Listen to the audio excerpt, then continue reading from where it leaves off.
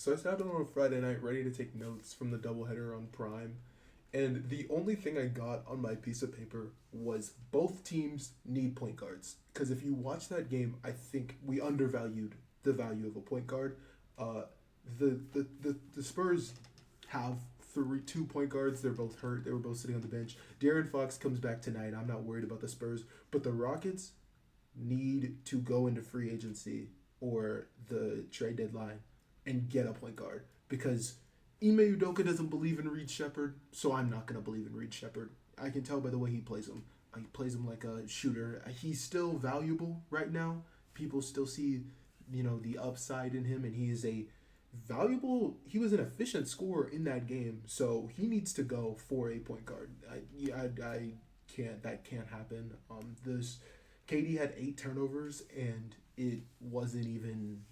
Most of them weren't competitive. The ball was flying around everywhere. You see that last sequence on Instagram where the ball is literally careening off bodies. You need a point guard to settle down the pace, even if it's only for 20 minutes a game, because you can run that monster lineup or even that lineup with Josh Okogie to end games, start games, in between, yes, but there's too much time on the court without a ball handler. Tari Eason brought up the ball twice. That can't happen. So he spent the rest of the quarter, at least the second half, writing which point guards I think would fit for the Spurs. Not for the Spurs, for the Rockets. And I came up with about 7 who could be realistic-ish to trade. Spencer Dinwiddie is a free agent, so he's available. I'm thinking Jose Alvarado, Monte Morris, Kevin Porter Jr. Not necessarily Kevin Porter Jr. because he's not necessarily a facilitator, but Jose Alvarado and Monte Morris. They don't need a starting point guard. They need a backup point guard to facilitate offense for 20 to 25 minutes. They can run a Men Thompson, but he can't be your primary ball handler. Kevin Durant, 8 turnovers. He's not a primary ball handler. You get everyone else in position and have him go score. And then I saw Chris Paul, if the Clippers keep collapsing, if the Cavs collapse, they probably won't, but if they do, I would throw a first round pick at the Cavs to go get Lonzo Ball. You're in win now mode. He is worth it. I could totally see that happening. And then there's a struggling star in Memphis who doesn't want to be there anymore. I'm just saying. Well, John Morant in Houston, would that fix his problems? Maybe a new team. You act real nice for a new team. Ask Sauce Gardner how he's doing in Indy. I think a John Morant trade. We're about a couple days away from those tea leaves dropping.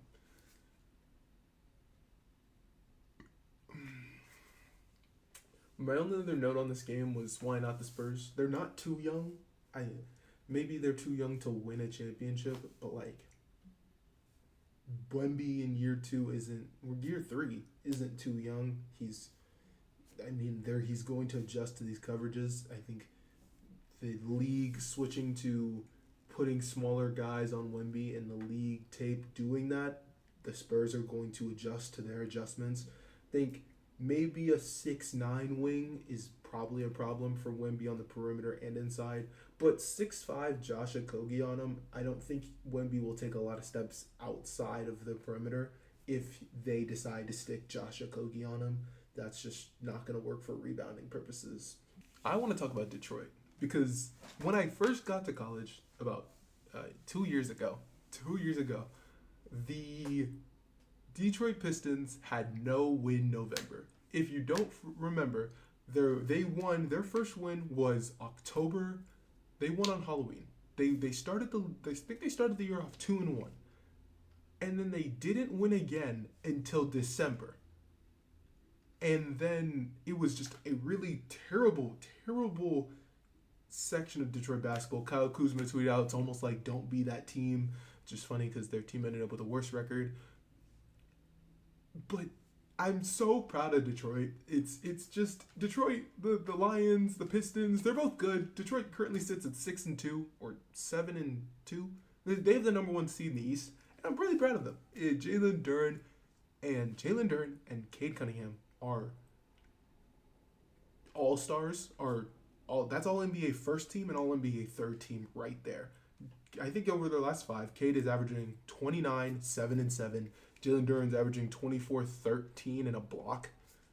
They've been great. They cooked up the Nets. That highlight over Nick Claxton was insane. I'm not gonna lie, and I'm just really proud because it was getting really bad. It was getting really bad. You saw the pictures. They lost 28 in a row.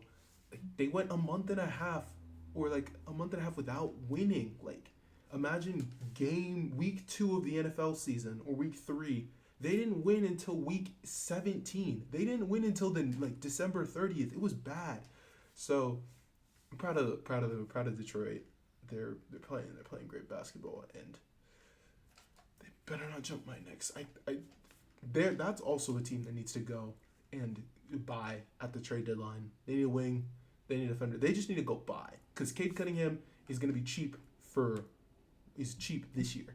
He's not cheap next year. So if you can get an expiring contract or a contract for a 2-year contract, a DeMar DeRozan, not necessarily, but somebody with 2 years left on the books, that's someone I'd target because Cade Cunningham is cheap this year. Jalen Duren is still cheap next year. Your team is still relatively cheap, and I mean, why not Detroit? Why not Detroit? You've gotten your bumps and bruises. You already lost to the Knicks. You have your playoff experience. Go for it. The East is wide open. Another surprising team is the Lakers, and I would pair in the Mavs, obviously, with this because we can talk about the Mavs malpractice and tie it in also with the Pelicans. This is going to be a 3-team flow, so stay with me here. The Lakers are very good. They beat the Spurs on primetime. I don't believe they played a game since. They're very good. I'm very proud of JJ Redick, and I'm very proud of DeAndre Ayton because he is the perfect example of a player that Lakers fans will hate if he plays bad. He's not very aggressive. He wasn't very assertive. He's not that kind of person, and his game also isn't that kind. It's more finesse. It's more of, working with it. He didn't play with Luka in the preseason, and it showed. And the first couple games, it was bad. It was looking bad. People were already saying hateful things about DeAndre Ayton, but they cleaned it up. That game in Portland is a game that really matters to the entire team. Winning without your 3 best players in any game is huge.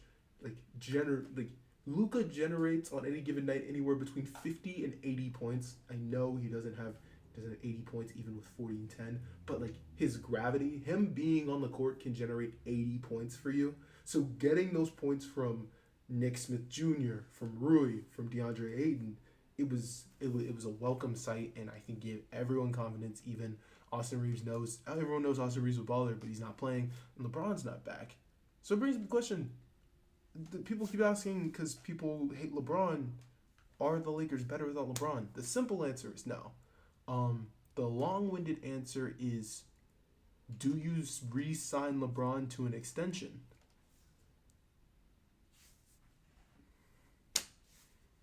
I think the Lakers were pretty smart. I think maybe the Jeannie Buss family transferring over their ownership, their primary ownership and primary control to the Dodgers ownership was a passing of the guard of, hey, I can't do this. When Sean Marks stepped down as owner of GM of the Warriors because he couldn't not pay Klay Thompson, he couldn't not pay Draymond Green, he couldn't not pay the guys that he valued so much, and gave it over to Mike Dunleavy. I feel like that was more of that moment. They've given up control, relinquished control, and it was almost a telltale sign of I can't pay these people. I can't do these people wrong. You can because they're not your guys, and that's the right decision to make. I can't make that decision because some things are bigger than basketball, and I can't be the one not to pay them. So that's kind of what I viewed it as. It was pretty impressive to see what the Lakers have done, and I think I want to see what happens when LeBron comes back because he's ramping up. He's playing 5-on-5 basketball. Is LeBron James going to play basketball before Paul George? That should not be. It shouldn't be close. He was at training camp. How has Paul George not played basketball yet this year? That's really wild. But how this ties into the Mavs, The Mavs currently are in line for the third pick of the draft. They have the worst record in the West. They're not fine in the West, as Ja would say. They just lost the Grizzlies, and they have the Wizards tonight. And I'd pick the Wizards. Keyshawn George plays. It's getting late early. It's getting late very early. The Mavs need to build up momentum and good momentum. They needed a good start to the season more than any team because their fans will turn on the Mavs so fast. So fast. The NBA has turned on the Mavs. When the Mavs play bad, it's, hey man, should have done Luka, should have done Luka. Like, what about the Luka trade? And it's not any player in the facility's fault. And I think that's even worse. This Luka trade is going to cause a massive cloud and burden on every player on this team. Not even it's spread just past Anthony Davis and Max Christie and that eventual first round pick and Cooper Flag. It's the entire team. When anyone doesn't play well, it's, did you expect this? Does this Luka trade matter? And they're getting questions about the Luka trade 8 months later. He's been gone. He's been gone since February. It's been 9 months. But it's taken over the team, and I think it's something that they might not be able to recover from. You heard the quotes about Klay Thompson on the courtside telling somebody, "Hey, I miss him too, man," because that's not what most of these players signed up for. They signed up to play with a generational talent, and that generational talent is now in LA in his prime for 10 more years. That pick's not going to be good. So Nico Harrison's under. Hey, man, you better hope AD comes back and stays healthy. Good thing he has a great track record of that. Okay, so staying in LA, I'm going to skip the Pelicans because who cares about the Pelicans? The Dodgers have gone on their victory lap, their yearly victory lap after they won the World Series. You've seen them on Dancing with the Stars and at the Lakers game and at the LA Kings game and basically everywhere. They've taken their appearances, they've done their interviews. You saw Max Muncy do his LeBron moment of like, yeah, I basically knew we were, I knew something, Miggy Rowe was in that homer. That was funny.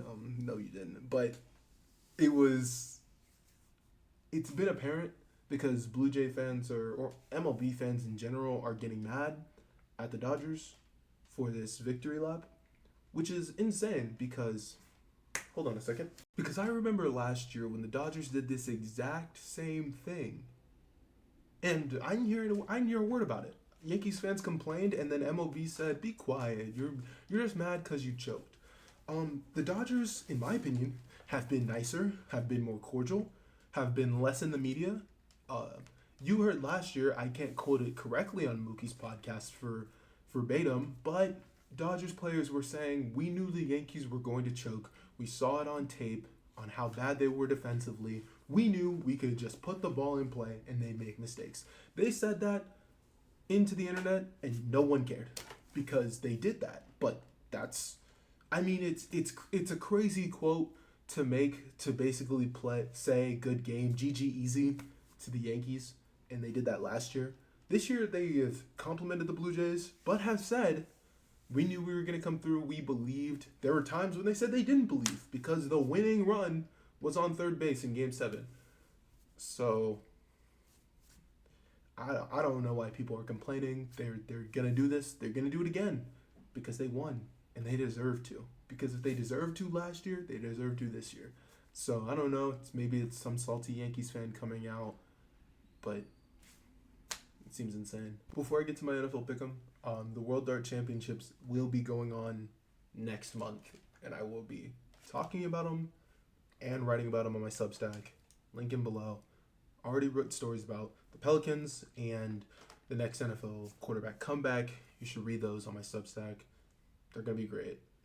Please tune in. They'll also, probably my Substack and Twitter will be more live tweeting and reporting about things that happen that I don't necessarily talk about right here. So if you want to see everything that I talk about, link in the description. And this is post-op Isaac in a different angle. This is the angle I used to stream. The way I did picks took too long. I just think that was ridiculous to talk about the NFL without lines or bets 10 minutes early. In the future, when I can look at lines, when I feel comfortable looking at lines and favors and over-unders and telling you my picks with upsets, then I can do lines and talk about it in more in depth. But for now, I'm just going to tell you who wins because that took too long. Not because I think I took too long, just 60 minutes talking about sports and then 10 minutes talking about tomorrow is just too much time. No, thank you. So yes, I'm holding this ginormous mic in my hand. It's kind of a reminder to go faster. Last week we were 8-6, not a great week, but crazy upsets. The Panthers got me again. 0-2 on picking the Panthers. Will I pick the Panthers again? I was thinking about not. So let's get into it. Colts Falcons. I flip flopped multiple times. Give me the Colts, the Jets over the Browns. I'm picking the Panthers this week, so give me the Panthers over the Saints. The Bucks over the Patriots. I believe in Baker Mayfield, and I believe they don't need a stable running game. They just need 50 yards from Rashad White. Can they get it against the Patriots? I don't know. Ravens versus Vikings. Give me the Ravens. Lamar is just miles better than J.J. McCarthy, and I don't know how much game script, how on script he can be against the Ravens. Bills versus Dolphins. Give me the Bills. The Dolphins are done. Giants versus Bears. The windy game, it's an ice bowl and windy that actually doesn't help the Giants at all to muck up the game. It means the Bears are going to run more, and their run defense sucks. Dexter Lawrence was the first D-tackle out of New York that I thought was going to be traded. It's neither here nor there. Jags versus Texans. Give me the Jags. I believe in Davis Mills. I like Davis Mills. I don't believe in him. But I think the Jags win. It's just, yeah. Seahawks versus Cards. Give me the Seahawks. The Seahawks have been a great team, but the Cards can muck up this game. If I was picking for parity and chaos, I think I would flip towards the Cards and Falcons because that would create so much more parity. But the Colts and Seahawks should win. Should. Lions versus Commanders. Give me the Lions. And then Rams on 49ers. Give me the Rams. The Commanders are done right now. I mean, the Commanders are done. And the 49ers can't get pressure to Stafford, I believe. They lost their three best players on getting to Matthew Stafford. So Stafford should have time to throw, and he's on heater. Steelers versus Chargers. This is like watching your two sons fight. I don't want either of these teams to lose. Can they tie? And actually, no. It's Sunday Night Football. I actually do not want to tie. That would end at 11 o'clock. I picked the Steelers because the Chargers are losing. Don't have any O linemen. And Eagles versus Packers. Give me Eagles. I said it before in my first recording where it took me 10 minutes. All of the standalone games are coin flips, and at least that makes for good football, hopefully. Thursday night said, hold my beer, I can make this terrible, but I'm pulling for the Eagles mostly because I have AJ Brown. Hope y'all enjoyed. My closing quote is, I hope Greg Olsen gets a coaching job. He said something like this, revolving teams going for it on fourth and short field goal range, and the way he explained it, I really want him to call plays one day. I want him to understand, to be able to call plays one day, because he needs a headset and he will coach a winning team one day. It is outstanding the way that dude talks football. Go read the Substack, go read all the notes, and join me anytime I go live for any of this next month of the PDC championships, the Ali Pally, or just in general. I think I'm going to be live more often. So thank you for watching. See y'all soon.